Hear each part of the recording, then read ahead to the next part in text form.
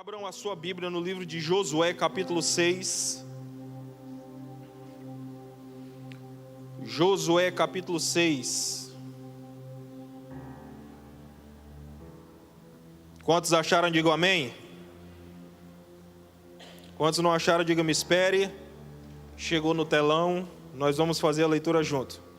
Josué, capítulo 6 diz assim: Jericó estava completamente fechada por causa dos israelitas. Ninguém saía nem entrava. Então o Senhor disse a Josué: saiba que entreguei nas suas mãos Jericó, seu rei e seus homens de guerra. Marchem uma vez ao redor da cidade, com todos os homens armados.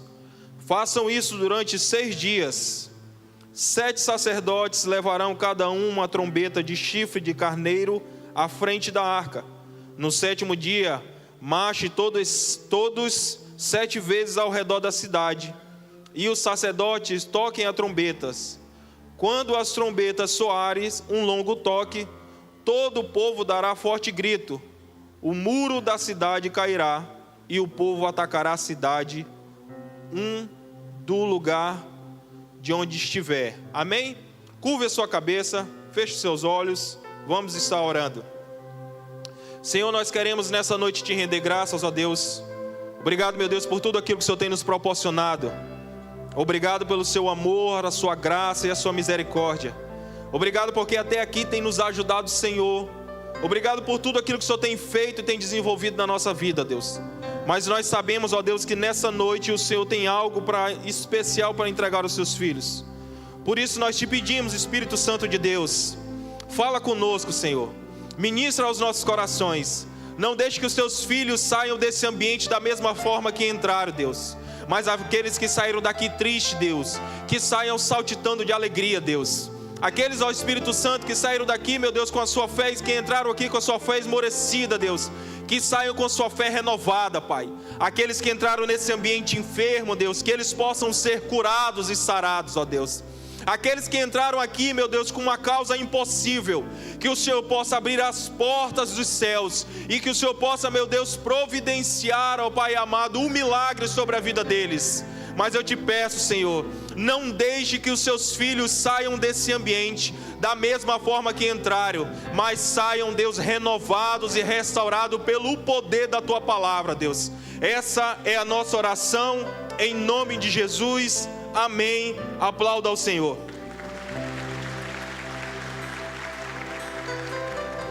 Glória a Deus. E como eu disse para você nessa noite, Canaã, a terra prometida, está logo ali. Sabe, quando nós fazemos a leitura do livro de Josué, capítulo 6, e é algo que me chama muita atenção, que eu acho muito interessante, é que esse foi o primeiro obstáculo, essa foi a primeira missão que Deus entregou a Josué.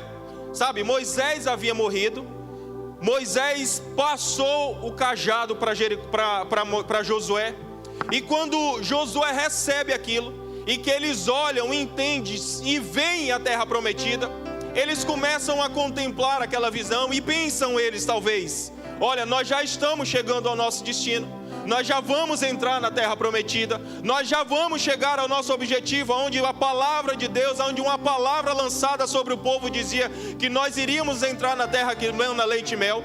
E quem sabe eles olharam aquele ambiente e disseram: vai ser agora, sabe? Vai ser agora, é agora que nós vamos entrar, é agora que nós vamos conquistar, é agora que nós vamos entrar naquilo que Deus havia prometido. Mas aí vem um porém. Capítulo 5, no verso 13 diz assim: estando Josué perto de Jericó, já estava perto, estando Josué perto de Jericó, olhou para cima e viu um homem em pé, e empunhou uma espada. Aproximando dele, lhe perguntou: você é por nós ou você é contra nós? Sabe, quando ele estava chegando perto da terra prometida, quando ele estava chegando perto de Jericó, Josué teve uma visão e ele viu um anjo com a sua espada desembainhada. E aí então Josué pergunta para o anjo, disse: ei, você é por nós ou você é contra nós? Aí o anjo responde para Josué: Josué, nem por você e nem contra você. Aí eu me perguntei, como é que é isso, Deus? Se o Senhor tem uma palavra para os hebreus, o Senhor tem uma palavra para que eles vão entrar numa terra que mana leite e mel. Quando eles chegam perto da terra da promessa, o Senhor aparece a eles e diz assim: eu não sou com vocês e nem contra vocês? Como é que é isso, Senhor? E aí Jesus começou a ministrar isso no meu coração. Porque entenda, por muitas vezes a promessa sobre a nossa vida, nós entendemos que ela é algo nosso, que ela é algo para nós ou para o nosso benefício.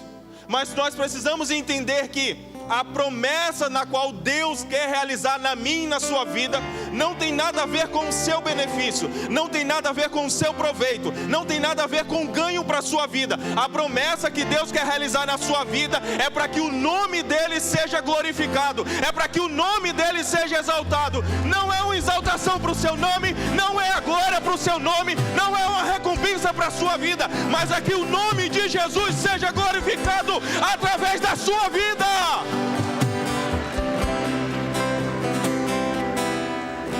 O propósito, o cumprimento da promessa para mim e para você não é para benefício meu, é para benefício do reino.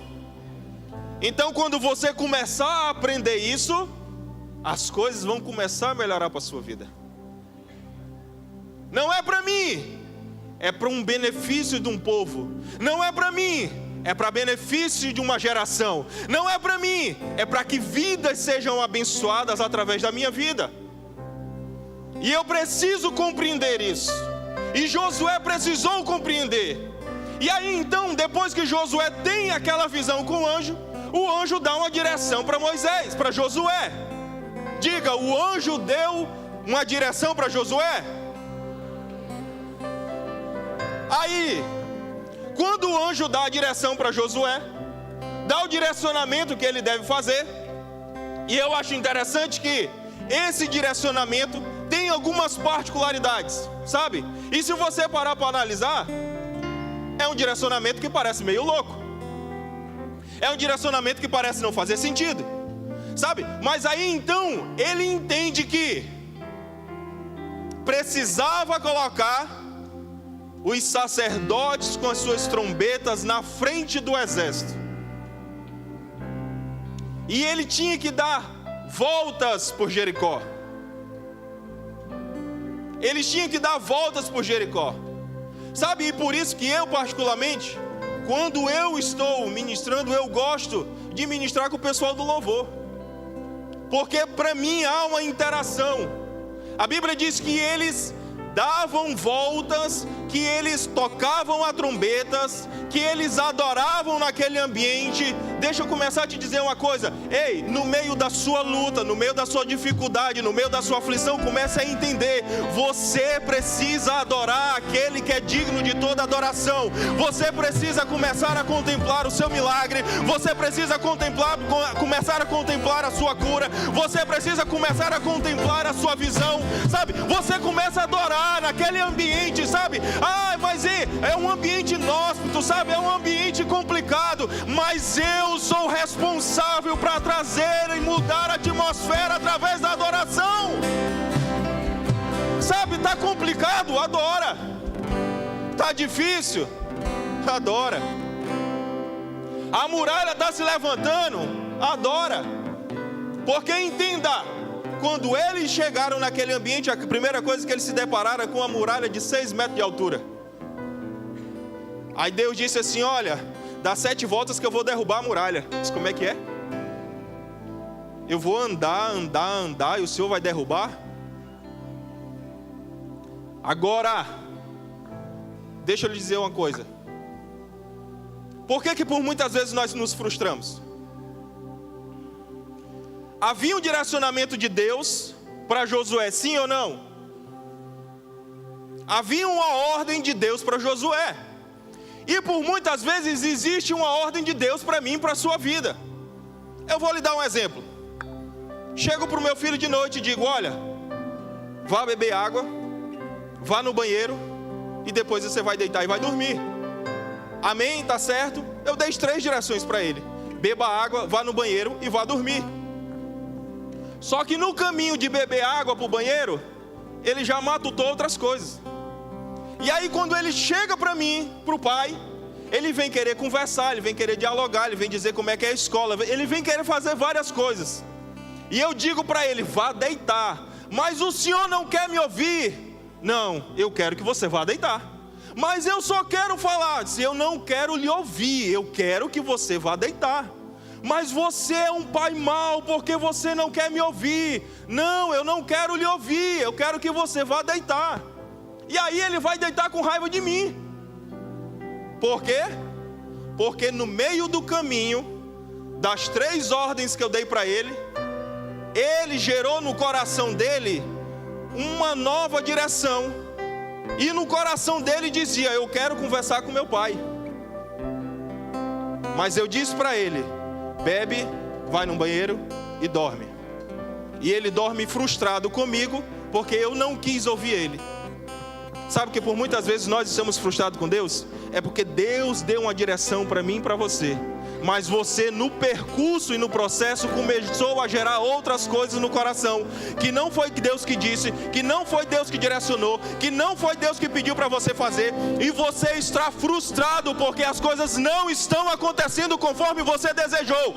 Ei, deixa eu lhe dizer uma coisa, se Deus deu uma palavra para a sua vida, se Deus deu uma direção para a sua vida, se Deus te chamou, se Deus te comissionou, se Deus te mandou ir, vai, obedece a sua palavra, sem gerar no meio do caminho uma nova convicção. Apenas obedece aquilo que Deus te direcionou.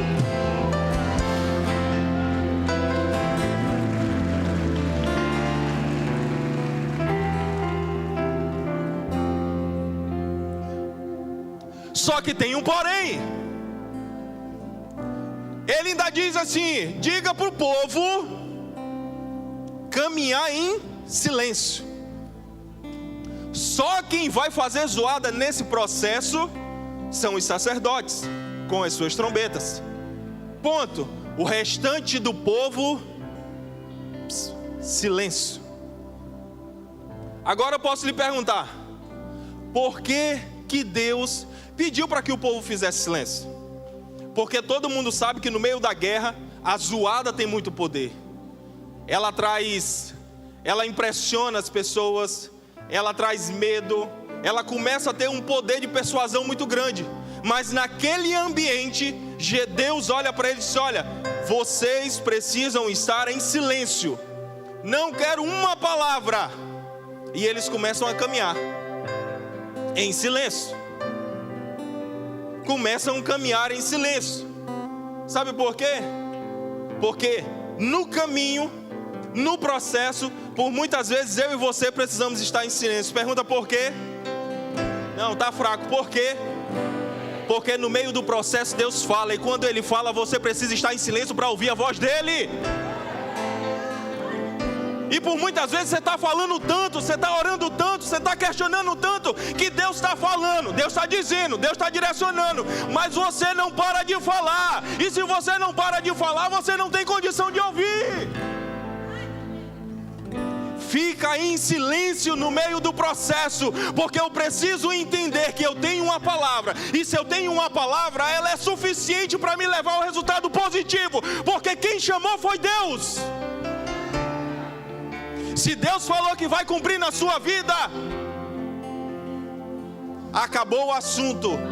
A muralha é grande, é 6 metros, não me importa, porque quem disse para mim que vai derrubar foi Deus. A enfermidade é muito complicada, não me importa, porque quem disse que vai curar é Deus. Eu não sei como, mas Ele vai fazer. Sabe, o desemprego está aí, não me importa. Se Ele disse que Ele vai abrir a porta e vai trazer provisão, não me interessa, eu somente creio. Eu não tenho condição e nem recurso, não me importa. Se Deus disse que vai prover, Ele vai prover. Eu só tenho que crer na palavra que Ele disse para minha vida.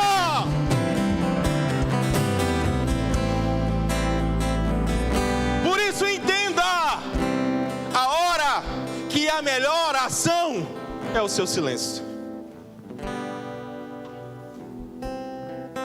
E deixa eu lhe dizer uma coisa, a fé, ela é acompanhada de perseverança. Imagina aí, eles dando 7 voltas numa cidade. 7 voltas numa cidade onde só os sacerdotes trocavam trombeta, onde eles ficavam em silêncio e a única coisa que eles tinham que fazer era andar.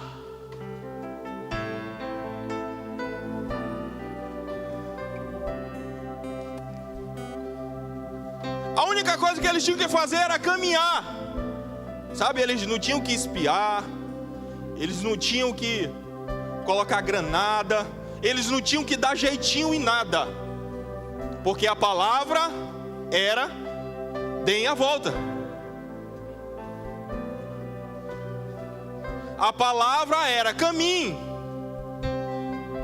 E aí, mas não é daqui não, é de outro estado. A igreja de outros estados tem mania de querer ajudar Deus a fazer as coisas, os irmãos, né? A gente tem mania porque a gente tem um coração muito voluntário, né? Tem um coração muito bondoso, tem um coração muito peculiar, e por isso que por muitas vezes a gente está querendo ajudar Deus. Está querendo dizer para Deus assim: Deus, eu acho que se o Senhor fizer assim, ó, vai dar certo. Eu acho que se o Senhor cortar o caminho aqui para a direita, vai dar certo. Senhor, eu acho que... E eu fico às vezes me pensando assim. Às vezes eu tenho a minha mente meio acelerada.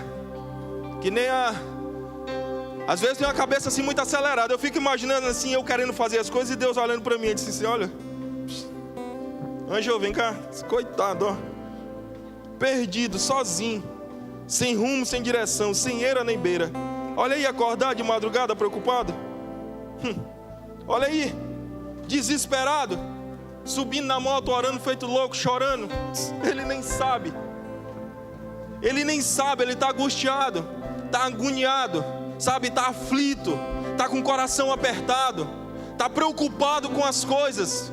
Mas Deus está dizendo: olha, continua caminhando e perseverando. Continua caminhando mesmo em meio à dificuldade. Continua caminhando quando todo mundo está dizendo que não vai dar certo. Continua caminhando mesmo com as vozes dizendo: olha, você não vai conseguir. Continua caminhando mesmo que tudo em volta diga que você não vai conseguir. Continue caminhando, continue perseverando, continue determinado, porque Deus vai cumprir a sua palavra sobre a sua vida. Deus vai fazer a obra na sua vida. Deus vai fazer a obra na sua casa. Deus vai trazer salvação. Deus vai trazer renovo. Deus vai trazer restauração. Ei, Deus vai cumprir a palavra dele na sua família.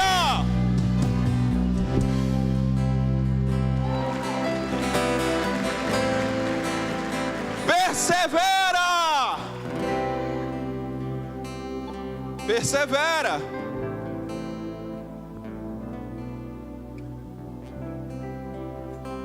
Aí, nós já vamos encerrar, mas eu acho isso interessante. No último dia, a Bíblia diz que já tinham dado 6 voltas pela cidade, já tinham tocado a trombeta, mas naquele dia em especial, o 6º, 7º dia, a Bíblia diz que eles tinham que rodar toda a cidade 7 vezes, e depois de rodar a cidade 7 vezes, eles iriam tocar a trombeta e eles iriam gritar naquele ambiente. Mas entenda algo, que eu quero que você guarde isso aqui no seu coração. Sempre no meio da destruição, Deus entra com redenção. Sempre no meio da destruição, Deus entra com redenção. Como assim, Emerson? Não consigo compreender.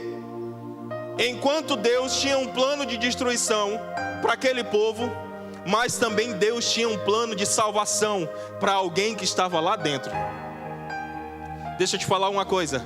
Sabe, você pode estar vivendo no pior momento, você pode estar vivendo na pior circunstância, mas no meio dessa tribulação, no meio dessa destruição, Deus tem um plano de salvação. Nada em Deus é por acaso, nada em Deus é em vão. Ele tem um plano de salvação no meio dessa destruição. A Bíblia diz que Josué havia enviado 2 espias para aquela terra, dizendo: olha, vão lá, investigue tudo e depois me volte com relatórios. A Bíblia fala que uma prostituta chamada Raabe viu eles, soube que havia um plano de morte para eles, guarda eles dentro de casa. Os homens vão lá dentro, atrás daqueles espias, elas esconde eles e diz assim: olha para os espias, quando vocês tomarem a cidade,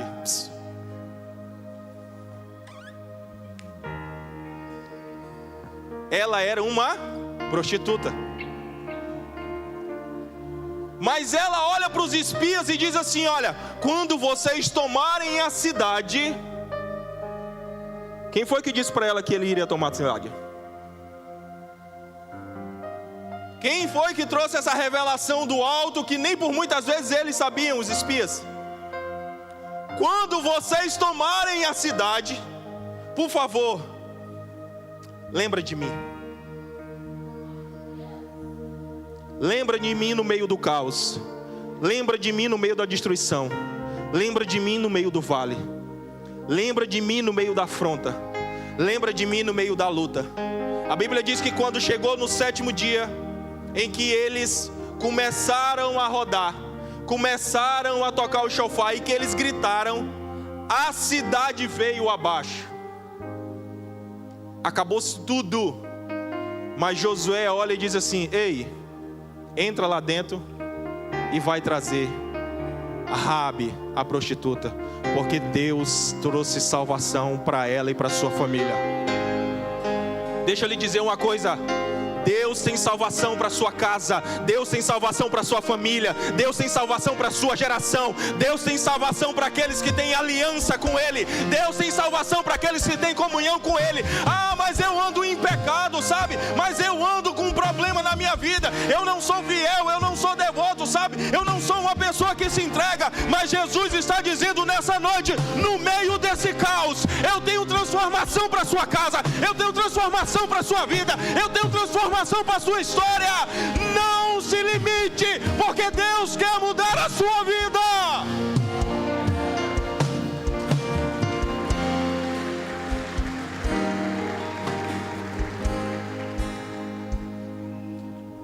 Eu não sei qual é o tamanho da sua muralha, eu não sei qual é o tamanho da sua dificuldade, mas eu posso lhe dizer algo: a terra prometida está logo ali. Saia dessa noite dizendo: eu não vou desistir, eu não vou parar nem retroceder. A muralha é grande? Amém. Mas o seu Deus é muito maior. A sua luta está grande? Amém. Mas o seu Deus é muito maior.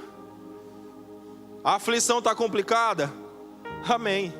Mas o seu Deus é muito maior.